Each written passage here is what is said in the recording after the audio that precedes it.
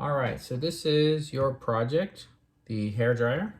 I bought a cheap hair dryer, used one, to take apart so that we can learn all its contents. I've got several things for you to look up and try. So step one is look over this simple hair dryer, and you're gonna think about the principles of design. So we're not talking about engineering in this first step. This is a quick step. So looking over this, thinking about it in terms of the principles of design, what aspects do you notice may have been implemented in the look of this thing? We could probably exclude the cord, as most things have cords, but rather the thing that people look at. I think for me, two of the principles come to mind, and you can choose what you're gonna talk about on this and what you're going to explain. Once you get that step one done, now let's open it up. So the main part, of course, is here. I've noticed that there are two screws that I have here, two that are showing up here and here.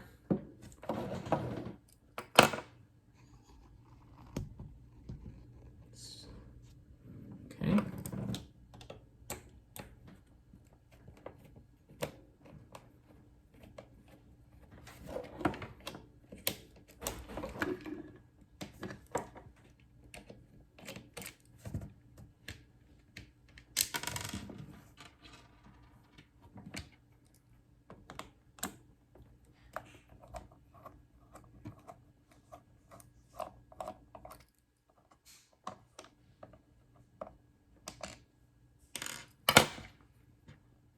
So we've got our two screws here. Very simple screws.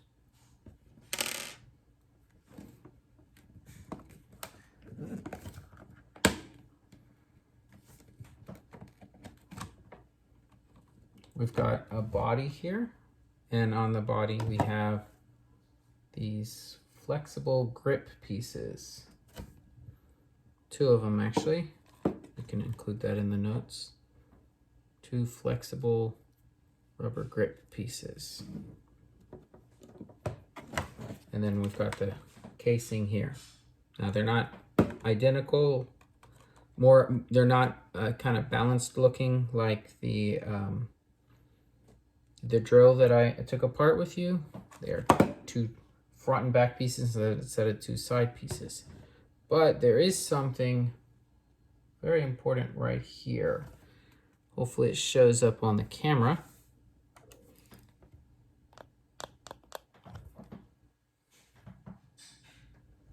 See it right there? Bring some light in there. Maybe too much light.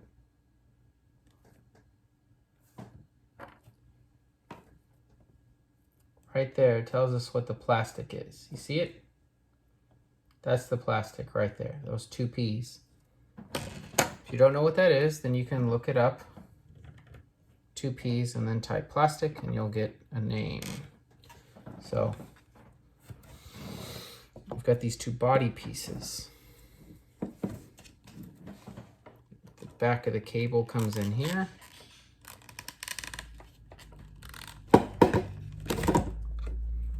We've got the whole system in here pulling out.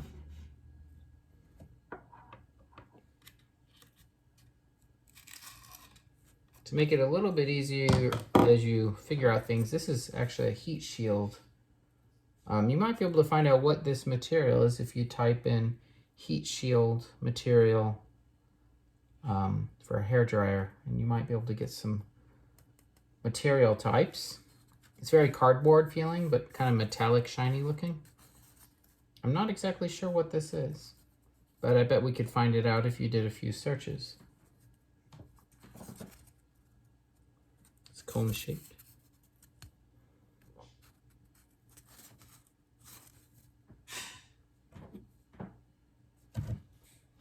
I also have a switch here.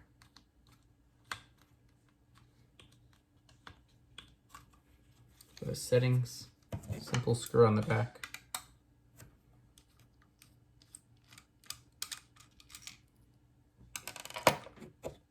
think we could probably include this as a sub-assembly.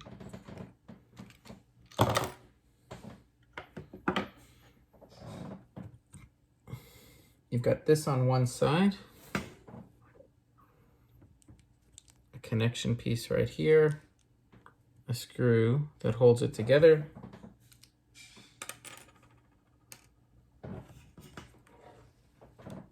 and a single plug piece switch. Don't know why I said plug, but it's a simple switch, and it operates with this piece here.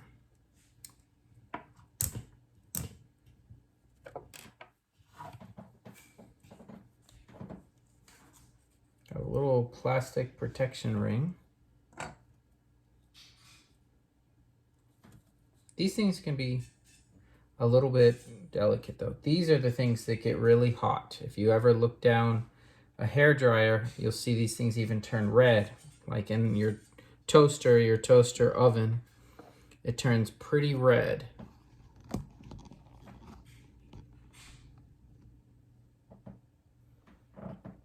These are heating elements. And if you just type in heating element for hair dryer or toaster oven, they are all kind of the same thing. So you can look these up and find out what that material is. It's generally a specific type of material. There's only a few types of materials that they use for this, because you need something that can heat up pretty hot red without melting. And there's not too many materials that do that. So this is something that you're gonna have to look up. It looks to me like there's a similar cardboard like there is here, but thicker and sturdier. And there are a few other elements in here.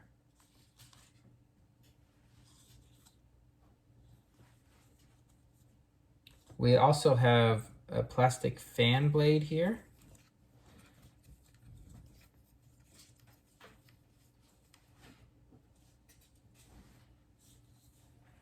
Now, it doesn't seem to have any sort of labeling on it. And I've tried to take it off and it doesn't want to come off. So I think it might be somehow attached or glued. I have a plastic piece here. And then we have an electromagnetic motor, and it's got a few, what looks like diodes soldered to it, I think.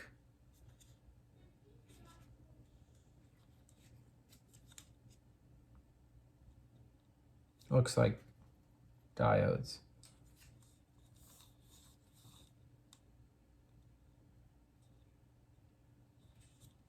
I do notice that there are what look like some little black brass components in there.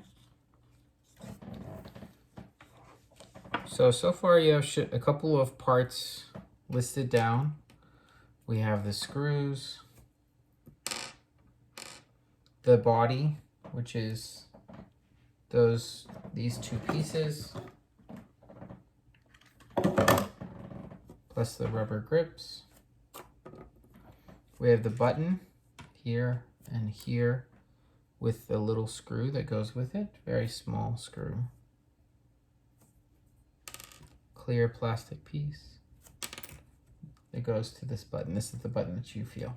It's very smooth. And then the actual electric switch, which is connected to the cabling. We have a little plastic motor shield, holds this in place, fan, electromagnetic motor, heat shield and frame, and then the coils. And you're gonna need to look up the materials for these coils and the materials for these heat shields and do a little bit of exploring on that.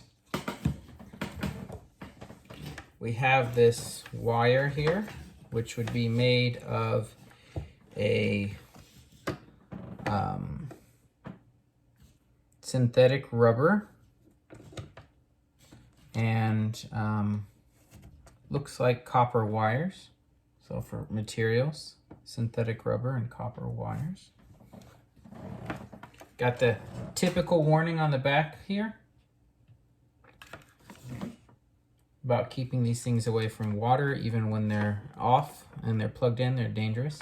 Now, this is something I wouldn't recommend doing, but here it actually has some screws that hold this together. I don't know if you've ever looked inside of a box like this. This one's more complicated because it's got these buttons here for when you trip a circuit. A lot of plugs that go near water tend to put these on them for safety reasons. So if you accidentally trip it, you can reset it or test it here. Now they have these security bits that are triangle shaped. So I don't have a triangle security bit apparently. So what I did is I made one. I took this Allen wrench and grinded it down into a triangle and was partially successful in getting the right shape. Enough at least to get them loose.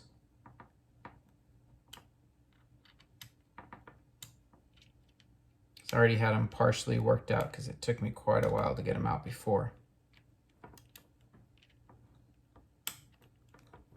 But I'll get the rest of it with these little pliers.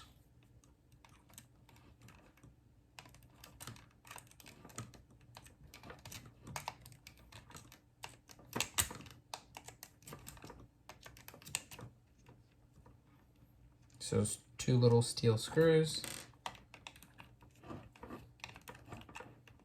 Now these things go by many names, these little boxes at the end of cords, but they're mostly a transformer box. And that's something that you should probably look up, the box on a cord, and get a good name for it. I've even heard them called wall warts, which is offensive to people with warts. Anyways, these boxes right here, the main function is a transformer. Something you have to understand is that the power that's coming in through the wall is about, I believe, 120 volts. It's a lot of volts. But this doesn't need all that. So it probably needs less than that. Like many things, it doesn't need the full power that's coming in. So you've got to step it down. Such as your phone usually only needs about 1 volt or 2 volts if you're doing a tablet. So you got to step it down with those little boxes that go into the wall. So pull this off so you can see what's on the inside. It's got the little restart button here. I would assume this is probably a typical plastic. I don't think it's labeled, but you can use the same plastic that we found of the bottle. It was actually written on both sides. Wouldn't see why they wouldn't use the same. Got this little button here with a spring on it. Got another button here with a spring on it.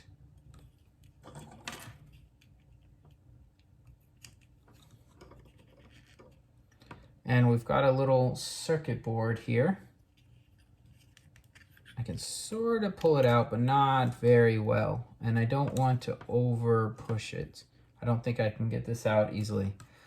But you can just include this all as one part, because I want you to look up this thing right here. You see that shiny copper windings in there? That right there is the main part of what this box is, and that is called a transformer. So I want you to look up about little transformers and find out what they do.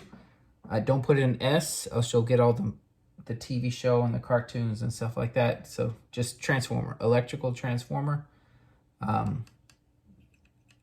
What is that box on my plug? Something like that, and you'll be able to get some information about what a transformer is.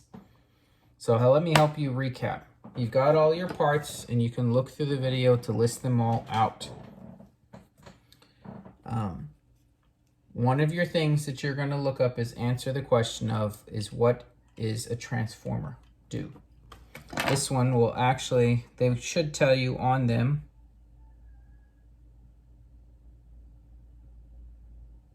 This one says 125 volts AC, 60 hertz, 15 amps. It says right here, but that's how much is coming in. I don't see it saying how much is going out. Usually they at least tell you how much is exiting.